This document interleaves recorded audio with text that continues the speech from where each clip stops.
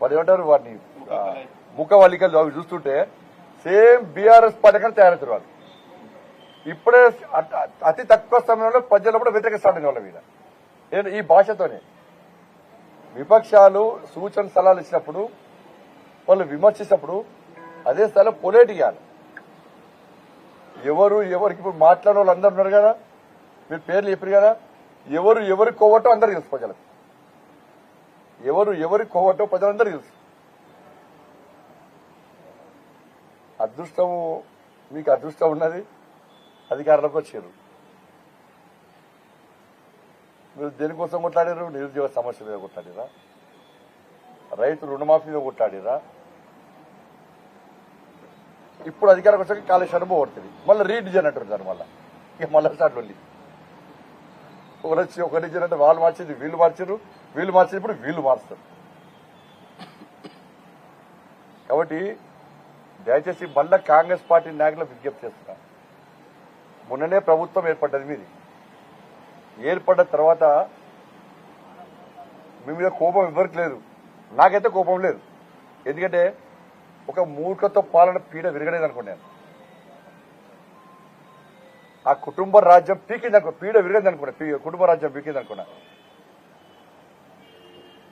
ఇంకా కొన్ని వేర్లున్నాయి, బీఆర్ఎస్ కొన్ని వేర్లున్నాయి. వాటిని కూకటి వేలతో పెకిలించడానికి భారతీయ జనతా పార్టీ సిద్ధంగా ఉంది. కాబట్టి మీరు మొన్ననే ప్రభుత్వం ఏర్పాటు చేసేవాడి మేము కూడా సమన్వయంతో ప్రశాంతంగా మేము సహకరించే ప్రయత్నం చేస్తామని చెప్పినాం. కేంద్రంలో భారతీయ జనతా పార్టీ ప్రభుత్వం ఉంది. మళ్ళా భారతీయ జనతా పార్టీ ప్రభుత్వం నరేంద్ర మోడీ గారి నేతృత్వంలో ఏర్పడబోతున్నది. కాబట్టి ఇచ్చి పుచ్చుకునే ధోరణి, ప్రజల కోసం మళ్ళీ ఇచ్చి పుచ్చుకునే ధోరణి మళ్ళీ వేరే రకంగా పెట్టకూడదు. ఫిట్టింగ్ వల్ల తెలంగాణ అభివృద్ధికి సహకరించే ధోరణి రెండు పార్టీల మధ్య ఉండాలి. ఈ ప్రభుత్వం మధ్య, ఆ ప్రభుత్వం మధ్య ఉండాలి. చాలా మంది మంత్రులు అసెంబ్లీ వేదికగా మాట్లాడారు. గతంలో బీఆర్ఎస్ పార్టీ చేసిన తప్పిదాలను, వాళ్ళ యొక్క అహంకారాన్ని అసెంబ్లీ సాక్షిగా స్పష్టం చేశారు. మళ్ళీ మీరు అదే విధానాన్ని కొనసాగిస్తే మళ్ళీ గది పడుతుంది. ఎందుకంటే మేము నరేంద్ర మోడీ గారు క్లియర్ గా క్లారిటీ ఇచ్చింది మాకు. తెలంగాణ రాష్ట్ర అభివృద్ధికి ఏ పార్టీ ప్రభుత్వం ఏర్పడ్డా మనం సహకరిద్దాం.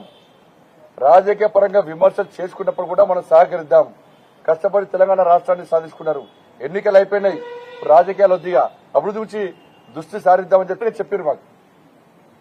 కానీ కాంగ్రెస్ పార్టీ ఆది నాయకత్వం వీళ్ళకి చెప్తలేనట్టున్నది.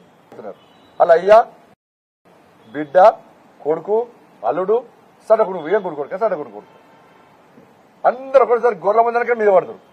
ఒక్క మాట మీద ఎవరు మాట్లాడారు. అయ్యా మొత్తం కుటుంబం అంతా మీద పడతారు. ఇప్పుడు వీళ్ళదే పరిస్థితి.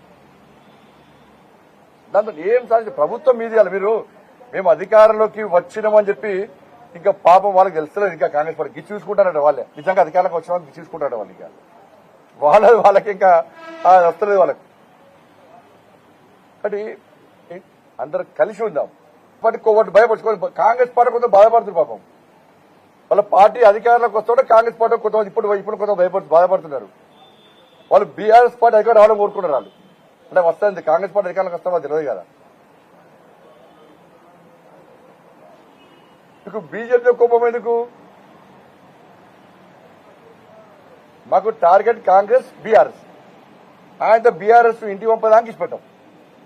బీఆర్ఎస్ ఆ వేర్లు కూకటతో పెగిలించేదానికి ఇష్టపెట్టాం. మీరు ఇష్టపెడతారు కావచ్చు. మీరు కాంగ్రెస్ పార్టీకి ఏమున్నది? బీఆర్ఎస్ పెరిగినా ఏం కాదు, కానీ బీజేపీ పెరగదు. బీజేపీ రావద్దని కాంగ్రెస్ పార్టీ.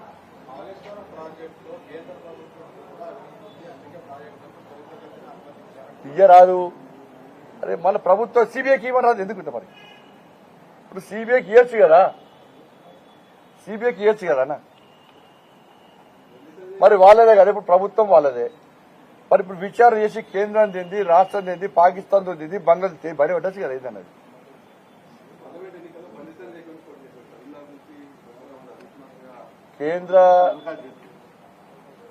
నేను పార్టీ కోసం కష్టపడి పనిచేసే కార్యకర్త. నేను ఈడ పోటీ చేస్తా, ఆడ పోటీ చేస్తా అని చెప్పేటువంటి కార్యకర్తలు కాదు. నేను నాయకుడు, కార్యకర్త. నేను పార్టీ అధిష్టానం ఏ ప్రాంతంలో పోటీ చేయమంటే ఆ ప్రాంతంలో పోటీ చేసేటువంటి కార్యకర్తలు.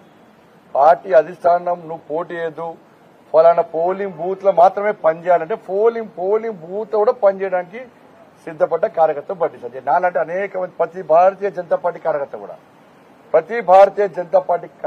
కమిట్మెంట్ తో పనిచేసే ప్రతి కార్యకర్త కూడా పార్టీ ఆదేశాలను, పార్టీ నాయకత్వం అందరూ కలిసి సమిష్టిగా నిర్ణయం తీసుకునే ఆదేశాలను శిరసా వహిస్తారు. దానిలో భాగం కూడా ఆ కార్యకర్తలో బండి సంజయ్ కూడా ఒక కార్యకర్త. ధన్యవాదాలు కిరణ్ భాయ్.